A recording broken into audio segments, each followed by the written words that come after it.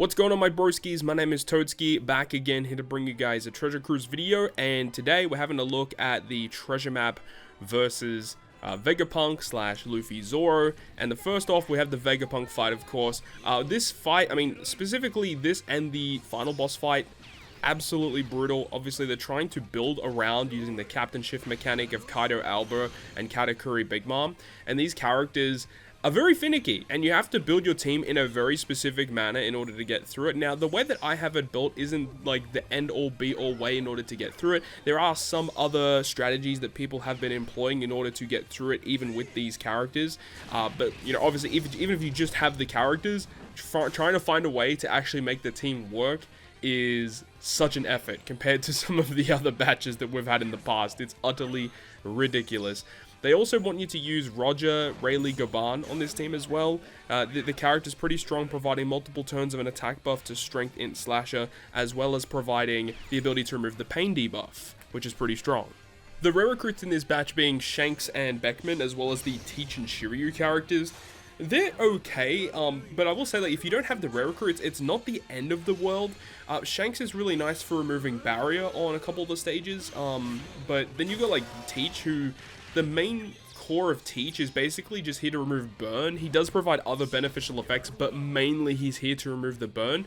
So of course you can just naturally get around that just by not hitting perfects. It is dependent on your team, of course, but overall, of course, you know, having the full batch does make things a lot easier. If you guys want to see another team that does not use the new batch of characters, check out my treasure map preparation video that I uploaded yesterday. Should give you guys a bit of a guidance as to what you should be aiming to build in order to effectively take down this boss.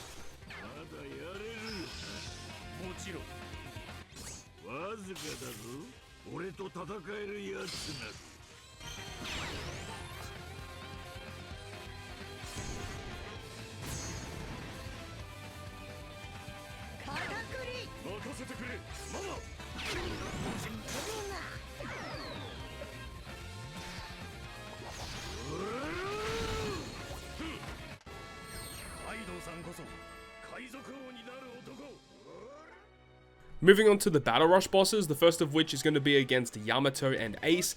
We're not really using a lot of point boosters on this team, we're just trying to speed clear this as fast as we possibly can. With the double Cat Viper Dog Storm sub, we activate that super type, or super class should we say, super type, whatever, which one it is. I think Cat Viper is super type, and then the dog is super class. Either way, we can activate those on the first two stages to wave clear the mobs. We have the full board of Wano slots from the Sailor effect of Hiyori, and then we also have Usopp on the crew to remove the blindness with his crewmate effect, and then we activate the special ability of Karina, which removes the attack down, it removes the increased defense, and then we should have enough damage to get through. If we need more damage, we can activate the special of Dog Storm, which gives us an attack boost as well. We can have a support for color affinity, should work pretty well.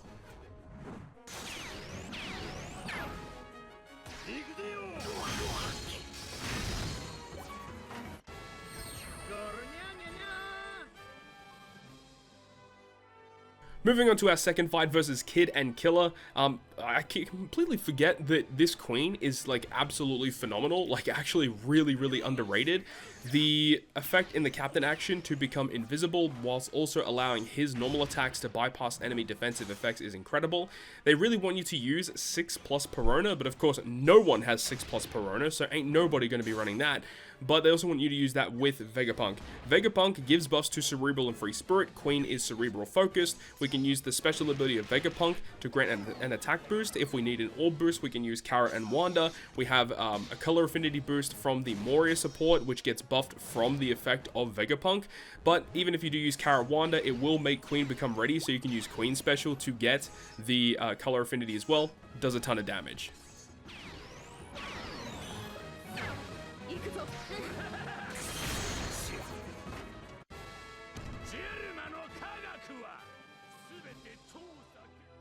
Moving on to the third boss against Whitebeard and Marco. Not really too much to say in this quest, aside from the fact that Magellan single-handedly deals with this.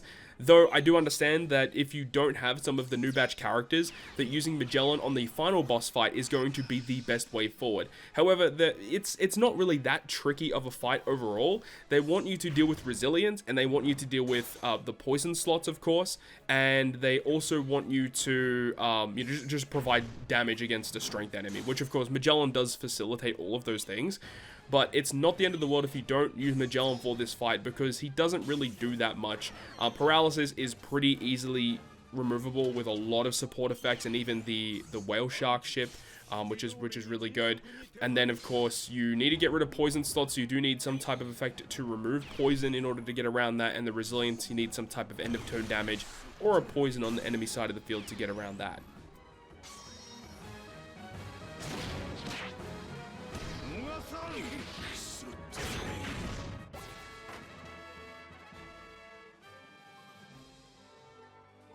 The final boss fight, mini boss fight that is against Sanji and Pudding. This fight, they want you to use basically all of the Roger gang batch, including the rare recruits of Odin and Whitebeard, and Garp and Sengoku. What I'm doing for this fight is I am still using Roger and Rayleigh Gaban, because I don't need them for the final boss fight, but we can use their special ability to wave clear the final stage, which is pretty strong. Zorojuro can also be used to wave clear the final stage as well. We could also use the Izo and Okiku special, which does provide a really good chain lock for the final stage, as well as wave clearing. So this does allow you to save a Zoro special on the final stage for wave clearing. And then we do have the ability of Captain Shift to switch Roger out of the captain's position to put in Carrot instead, to then bypass the enemy defensive effects of damage reduction and damage threshold, as well as that pesky barrier, despite the fact that Roger Gang does allow you to get around it anyway.